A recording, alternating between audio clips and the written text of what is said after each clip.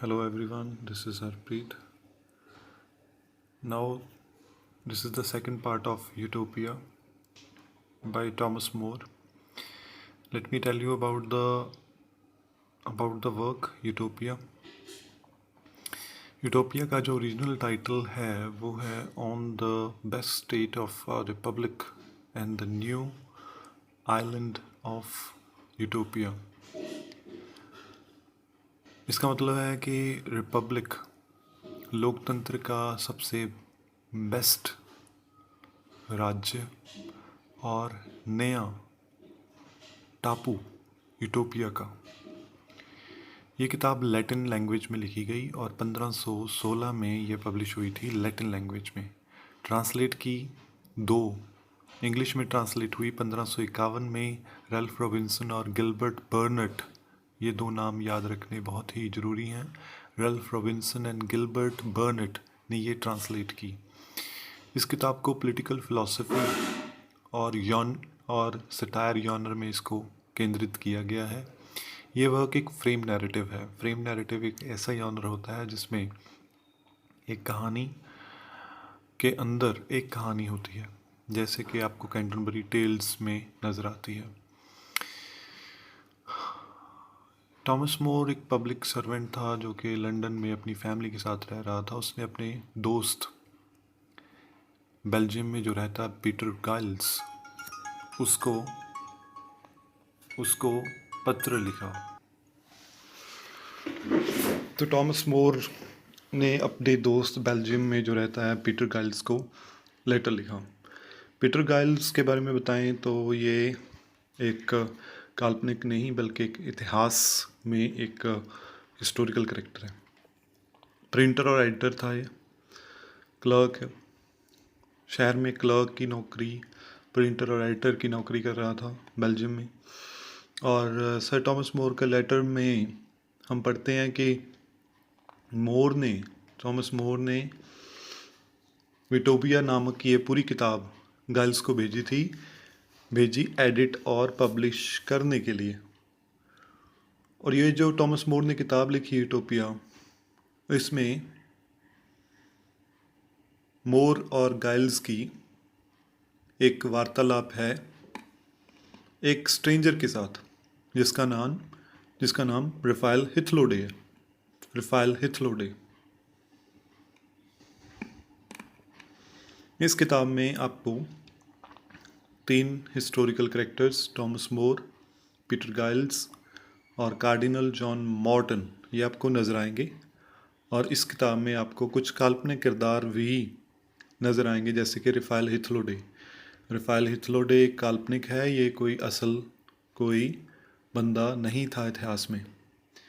Rafale हिथलोडे और general यूटोपस। Rafale हिथलोडे शब्द का मतलब अगर हम इसके लिटरल मीनिंग के पास जाएं तो आपको पता लगेगा कि रफाएल हिथलोडे का मतलब है पेडलर ऑफ नॉनसेंस, जो बकवास झूठ करता है उसको फैलाने वाला पेडलर।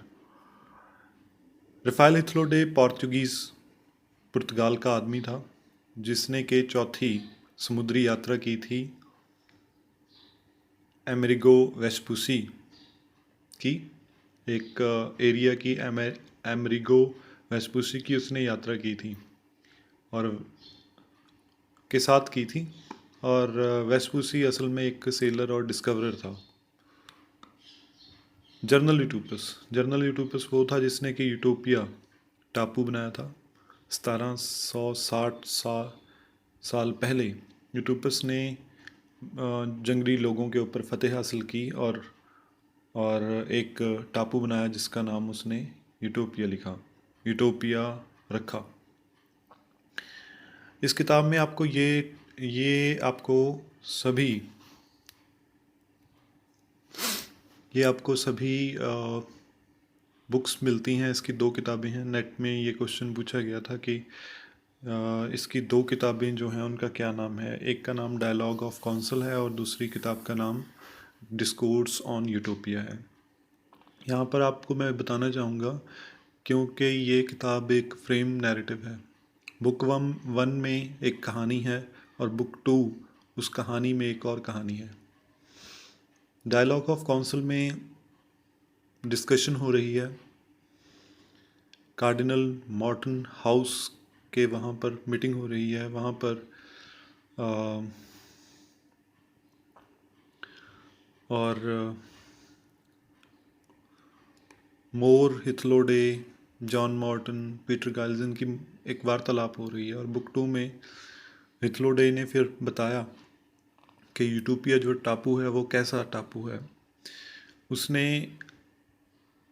बुक 2 के 21 चैप्टर्स हैं।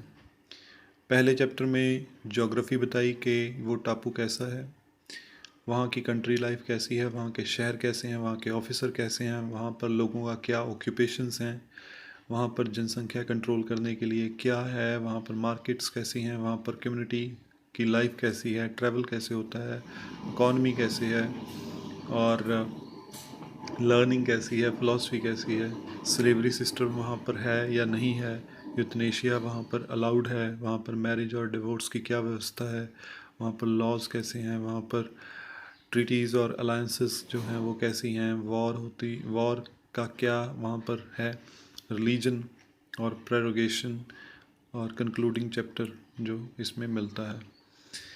तो यहाँ पर जो कुछ इम्पोर्टेंट चीज़ें हैं कि वो आगे भी हम डिस्कस करेंगे कि ऑक्यूपेशन यहाँ पर मेनली फार्मिंग ही है और 6 घंटे ही लोग यहाँ पर काम करते हैं। यूटोपिया शब्द के बारे में मैंने आपको बताना था कि ये एक ऐसा वर्क है जिससे एक यॉनर पैदा हुआ, एक ऐसा यॉनर जहाँ पर लोग बड़े ही सुव्यवस्थित ढंग के साथ रह रहे हैं और जिनकी ज़िंदगी बड़ी अच्छी है, सिर्फ 6 घंटे काम करते हैं, ना ही कोई वकील है, और स्लेवरी उन्हीं के साथ उन्हीं को स्लेव बनाया गया है जिन्होंने क्राइम किया है। और लेजर एक्टिविटी में वो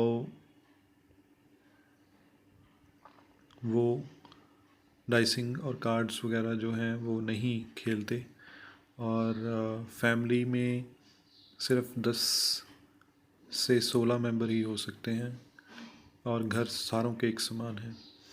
तो आपको अब व्यवस्था बता दूं कैसी व्यवस्था है। देखो, ये एक टापू की मैंने शेप दी है, ये एक टापू है और इस टापू में बहुत बड़ा टापू है। इस टापू में 54 सिटीज़ हैं और 54 सिटीज़ में 6000 घर हैं। 4 ज़िलों में बांटा गया है इसको, और इसकी जो राजधानी वाला शहर है उसका नाम अमाउरोट है।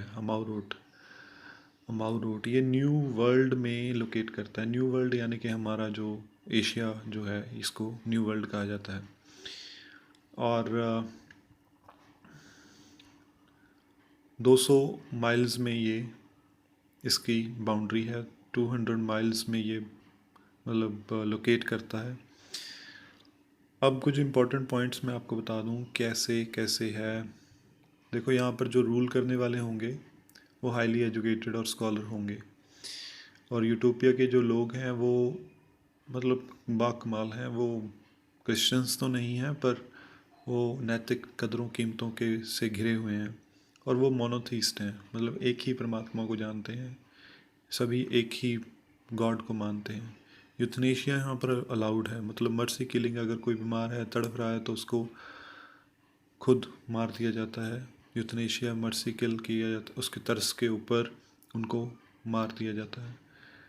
यूटोपिया के जो लोग हैं वो ये जानते हैं कि सबसे बड़ा जो रोग है वो ग्रीड का है, लालच का है, और लालच हमने नहीं करना। और पार्टनर स्टेल्स जो है कैंटरबरी की, उसका भी यही मॉरल है। एलिमिनेशन ऑफ प्राइवेट प्रॉपर्टी, किसी की भी प्राइवेट प्रॉपर्टी नहीं है। और जो लेबरर्स और जो गुड्स हैं, सामान है जो, वो इक्वली सभी में डिस्ट्रीब्यूट किया गया है। यूटोपिया में जो वर्क आवर्स हैं वो सभी को इक्वली डिस्ट्रीब्यूट किए गए हैं। ना ही कोई मनास्ट्री है, ना ही कोई एल हाउसेस हैं, यहाँ पे शराब खाने हैं, और सभी लोग यहाँ पर काम करते हैं। सभी लोगों को काम करना है, भाਵੇਂ लड़का लड़की जो भी है। और यूटोपिया में डेथ पनिशमेंट उन्हीं को मिलती है, मौत की सज़ा उनको मिलती है जो अडल्ट्री कमिट करते हैं, जो अपनी अपनी मैरिटल लाइफ से बाहर रिलेशनशिप दूसरी बार 2 बार मनाते हैं। मतलब एक बार तो उनको कर दिया जाएगा कि ठीक है तुम्हें माफ़ किया जाता है, पर दूसरी बार करोगे तो आपको मौत की सज़ा है। और यूटोपियंस का यही मानना है कि हेल्थ जो है वो सबसे बड़ी खुशी है, हेल्दी होना सबसे अच्छा है। और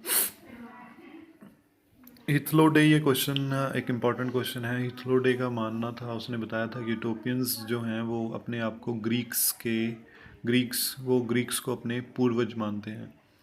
और हिथलो डे जब यूटोपिया गया था तो यूटोपियंस लोगों ने हिथलो डे को क्या दिया, किताबें दी थी गिफ्ट में।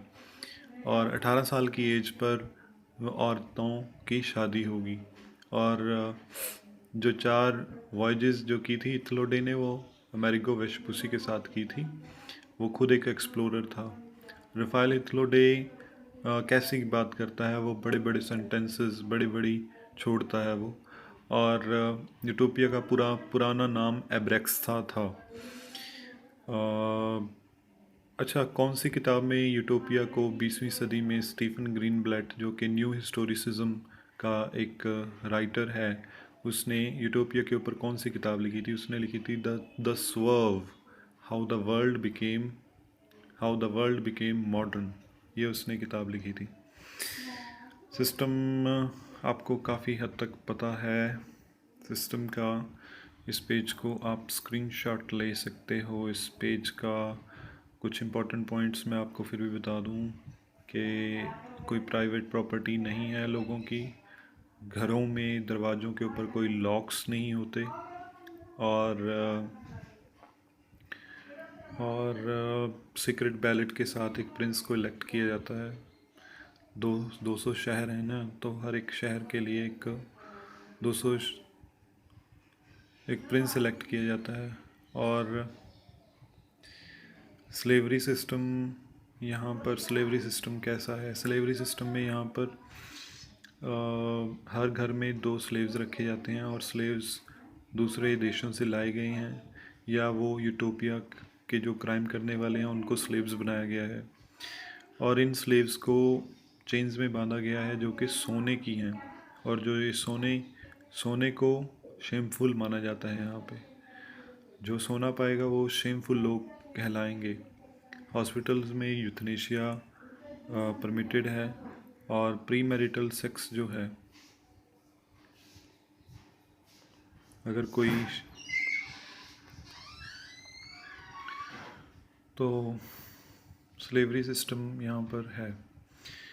और प्री मैरिटल सेक्स में यही है कि अगर आप शादी से पहले सेक्स करोगे तो आपको सेलिब्रेट होना पड़ेगा, यानी कि आपको उम्र भर बिना शादी के रहना पड़ेगा। और अडल्ट्री कमिट करोगे तो आपको स्लेव बना दिया जाएगा। और यहाँ पर खाना, बड़े बड़े हॉल्स बने हुए हैं, वहाँ पर इकट्ठों को खाना खिलाया जाता है। और कोई यहाँ पर लॉयर्स नहीं है।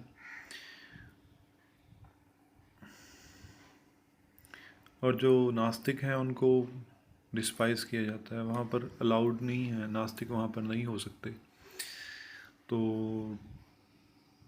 वाइफ्स जो हैं वो अपने हस्बैंड को सब्जेक्ट हैं, अधीन हैं, और जो हस्बैंड है अपने वाइफ्स के अधीन है, मतलब दोनों एक दूसरे की मानेंगे। और प्राइवेसी, यहाँ पर किसी तरह की कोई प्राइवेसी नाम की कोई चीज़ नहीं है। नेट में क्वेश्चन आया था कि यूटोपिया में औरतों की कैसी स्थिति है। यूटोपिया में औरतें भी वोट कर सकती हैं, प्रीस्ट बन सकती हैं, लड़ सकती हैं, और वो सभी काम कर सकती हैं जो कि आदमी करते हैं। और भारी काम नहीं वो करती, ये उनका स्टेटस है। सो दिस वाज द, इस नोट्स में आपको हर एक तरह के दिए गए हैं, हर एक तरह के पॉइंट्स दिए गए हैं जो कि नेट में पूछे जाते हैं। तो आप इन नोट्स के ऊपर रिलाई कर सकते हैं। अगर आपको नोट्स की ज़रूरत है तो आप मेरे पते पर मुझे कांटेक्ट कर सकते हैं।